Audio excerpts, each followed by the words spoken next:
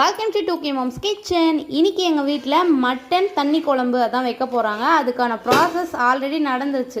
அது என்னென்னன்றது இப்போ என்னோட மதரின்லாம் சொல்லுவாங்க. எண்ணெய் ஊற்றணும், திட்டமான எண்ணெய் 2 ஸ்பூனு.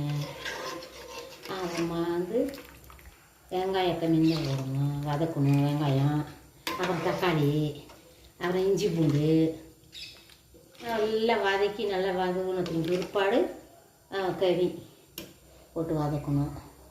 மட்டன் வதக்கணும். அப்புறமா அடுத்தது உப்பு தேவையானது, தண்ணி தேவையானது. அது இப்போ நல்லா கொதிச்சதுக்கு அப்புறமா மிளகாத்தூள் வீட்டில் அரைச்சது அதை சேர்த்துக்குவாங்க. இப்போ இதை நல்லா கொதிக்கிட்டோம். நம்ம ஒரு லிட் போட்டு மூடிடலாம். ஒரு இதுமாரி மட்டன் சூப் தண்ணி குழம்பு இதுக்கு எப்படி வேணால் பேர் வச்சுக்கலாம். அதான் குழம்பு நல்லா கொதிக்க ஆரம்பிச்சிருச்சு. ஸோ இப்போ மிளகாத்தூள் ஆட் பண்ணிக்கலாம். மஞ்சத்தில் முன்ன போடணும். போட்டோம்னா என்னாலும் போட்டுக்கலாம், தப்பு இல்லை, ஆனால் போடலாம். ரசம் ரெடி.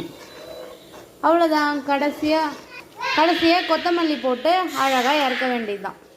கடைசியாக கொத்தமல்லி தூவி இறக்குனா சூப்பரான மட்டன் ரசம் ரெடி ஆயிடுச்சு. சூப் என்ன வேணால் நம்ம பேர் வச்சுக்கலாம். ஃபைனலி இதுதான். சூப்பரான ஸ்மெல்லாக இருக்குது, டேஸ்ட்டும் அப்படி தான்.